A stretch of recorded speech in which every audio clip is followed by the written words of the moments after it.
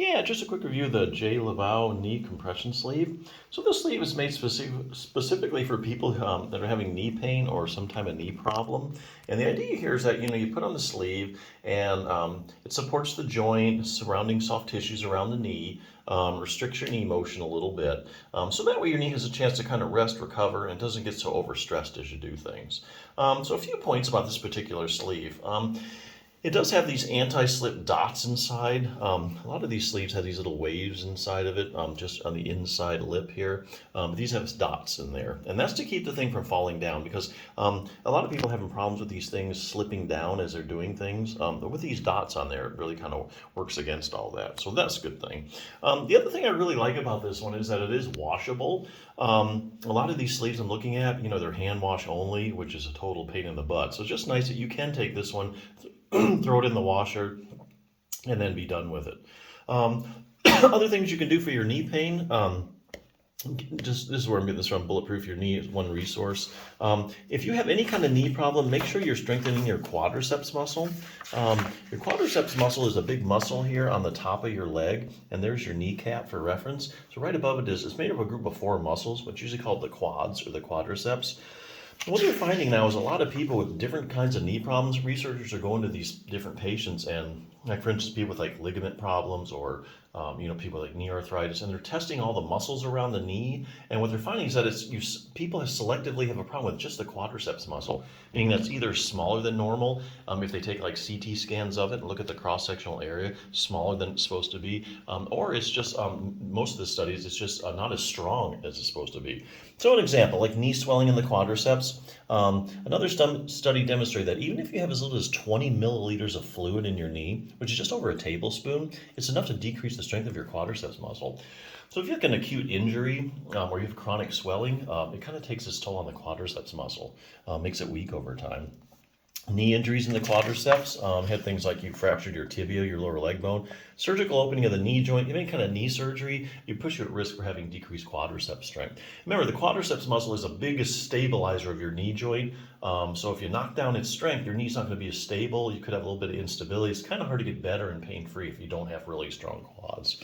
Ligament problems in the quadriceps. Anterior cruciate ligament, also known as the ACL. You've heard of football players tearing their ACL.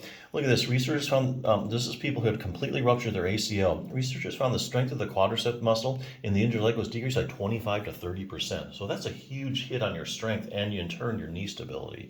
Same thing with the posterior cruciate ligament, medial collateral ligaments. They find all these strength deficits of just the quads. Knee pain in the quadriceps, if you had like chronic knee pain, that can take its toll on your quad strength. Knee arthritis in the quads. This is really interesting. So if you Google like knee arthritis and quadriceps, basically just about all the studies are showing that if you have knee arthritis, you have decreased strength of your quadriceps muscle.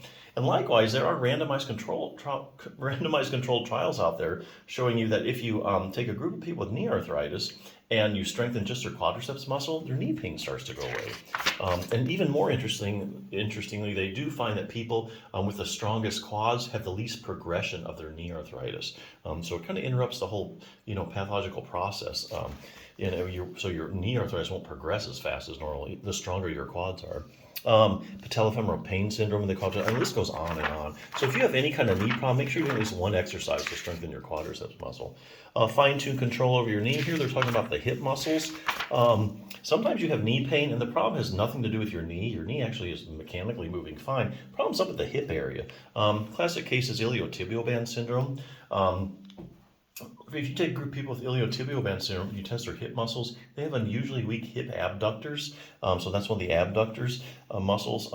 That keeps your pelvis level every time you take a step. It also helps you bring your leg out to the side.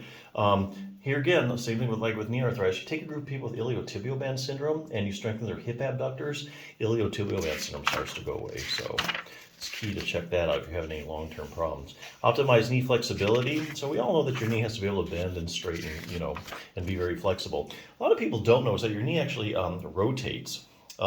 So this is a little test here to see if you have that. About the last 10 to 15 degrees of you straightening your leg out, your knee actually rotates laterally or out to the side. So here again, that's an accessory motion that you need to have in order to have a fully functioning knee. Other things you can do, increase dynamic knee stability. Here they're talking about proprioception. So proprioception is your position sense. So for instance, if I suddenly turn off the lights, you'd be able to tell me whether your knee is straight or bent. And that's because you have ongoing feedback to your brain from joint receptors and receptors in the muscle that constantly tell you where your knee is in space. What they're finding at researchers when they go around and they look at people with various knee problems, they find that proprioception is decreased. So it's not like these people don't know where their knee is. It's just it's not what it should be, which is something that you can also change through exercise. But anyway, yeah, lots of stuff you can do. But knee sleeve, hey, quick and easy, works. A lot of people put the sleeve on, their knee feels a lot better. So it's a good one. Check it out.